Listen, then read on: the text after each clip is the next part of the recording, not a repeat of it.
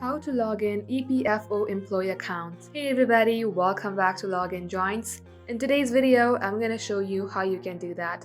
So without any further ado, let us get started. Head over to your Chrome application from your device. At the top search bar, type in efpindia.gov.in. As it is so, you will land onto this website.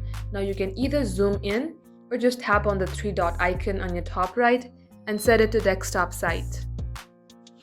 As it is so, you will view this page in desktop site. Now go ahead and tap on to services. Here tap on for employees.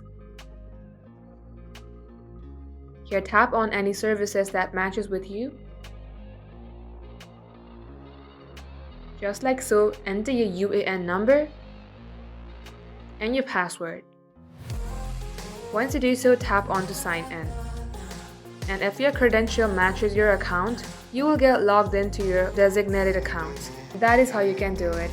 Thank you for watching the video till the very end. If it had helped you in any ways, then do like and subscribe.